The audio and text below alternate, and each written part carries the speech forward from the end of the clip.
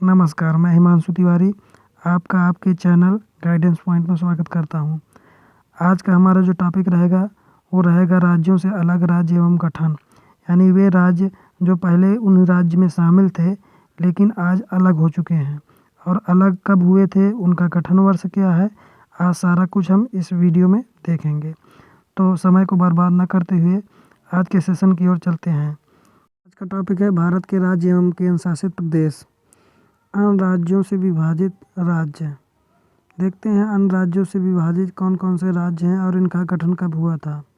तो पहले कॉलम में आप राज्य पाएंगे, दूसरे कॉलम में गठन वर्ष है और तीसरे कॉलम में गठन के पूर्व राज्य का दर्जा, यानी गठन के पहले जो है ये किस राज्य में शामिल होता था वो दिया गया है।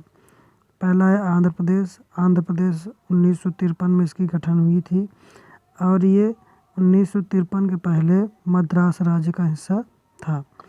दूसरा हमारा राज्य है गुजरात। गुजरात जो है इसकी स्थापना 1960 में हुई थी और 1960 के पहले ये बॉम्बे राज्य का हिस्सा हुआ करता था। तीसरा जो हमारा राज्य है वो महाराष्ट्र है। महाराष्ट्र की स्थापना 1960 में हुई थी और 1960 के पहले बॉम्बे राज्य का हिस्सा हुआ करता था। चौथा राज्य हमारा हरियाणा है। हरियाणा की स्थापना 1966 में हुई थी और 1966 के पहले ये पंजाब का हिस्सा हुआ करता था। और नेक्स्ट हमारा जो राज्य है वो है उत्तराखंड। उत्तराखंड भैया इसकी स्थापना 2000 में हुई थी और 2000 के पहले ये उत्तर प्रदेश का भाग हुआ करता था।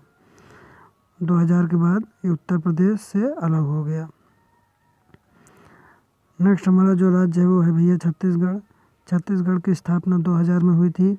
2000 के पहले मध्य प्रदेश का भाग हुआ करता था। और नेक्स्ट हमारा राज्य है झारखंड। झारखंड भैया 2000 में इसकी स्थापना हुई थी और 2000 के पहले बिहार का हिस्सा हुआ करता था। नेक्स्ट हमारा जो राज्य है वो है तेलंगाना। तेलंगाना की स्थापना 2014 में हुई थी। 2014 के पहले ये आंध्र प्रदेश का हिस्सा हुआ करता था। नेक्स्ट हमारा टॉपिक है, चलते हैं आगे पॉइंट की ओर, केंद्र शासित प्रदेश जो राज्य बन गए, यानी पहले जो केंद्र शासित प्रदेश थे अब राज्य बन गए हैं, वे कौन कौन से हैं। तो पहला है नागालैंड। नागालैंड की स्थापना जो है 1963 में हुई थी और 1963 के पहले ये केंद्र शासित प्रदेश हुआ करता था, लेकिन 1963 के बाद 1963 से ही ये राज्य हो गया है। आगे देखते हैं हिमाचल प्रदेश। हिमाचल प्रदेश भैया 1971 में इसकी स्थापना हुई थी और 1971 के पहले ये केंद्र शासित प्रदेश हुआ करता था। अगला राज्य मणिपुर त्रिपुरा।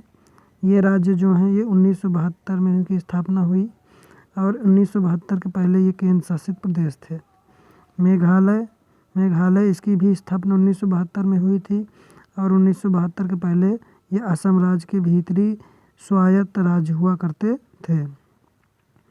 नेक्स्ट राज्य की बात करते थे तो नेक्स्ट राज्य हमारा अरुणाचल प्रदेश है। इसकी स्थापना 1987 में हुई और इस 1987 के पहले ये केंद्र शासित प्रदेश हुआ करता था।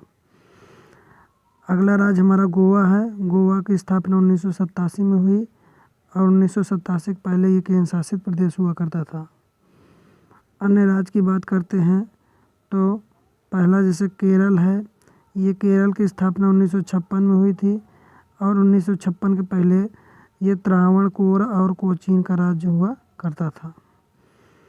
नेक्स्ट हमारा राज्य है कर्नाटक। कर्नाटक भैया इसकी स्थापना 1956 में हुई थी और 1956 के पहले मैसूर राज्य का गठन 1953 में हुआ था, जिसकी सीमा 1956 में बढ़ाई गई थी और 1973 में मैसूर को कर्नाटक का नाम दिया गया। 1973 में मैसूर को कर्नाटक का नाम दे दिया गया। अगला राज्य हमारा मेघालय है। मेघालय जिसकी स्थापना 1972 में हुई थी और 1972 के पहले असम राज्य के भीतरी स्वायत्त राज्य में इसकी गिनती हुआ करती थी। नेक्स्ट हमारा जो राज्य है वो है सिक्किम। सिक्किम की स्थापना 1975 में हुई थी और 1947 से 1974 तक भारत का संरक्षित राज्य हुआ करता था और 1974 से 1975 तक यह एक सहयोगी राज्य था। फिर अगला जो राज्य है हमारा वो है मिजोरम।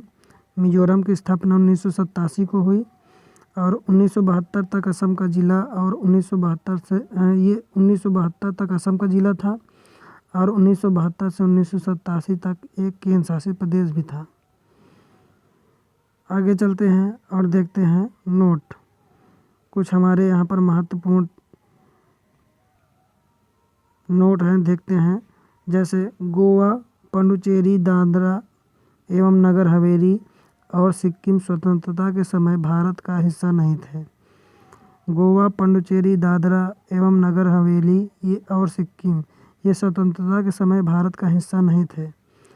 गोवा पुर्तगाली कब्जे से 1961 में मुक्त हुआ और पुडुचेरी सहित कराईकल, माहे और यानम 1954 फ्रांस द्वारा भारत को स्थानांतरित किए गए और दादर एवं नगर हवेली जो है 1954 में पुर्तगाली कब्जे से मुक्त कराए गए और सिक्किम 1974 में भारत का एक हिस्सा बन गया।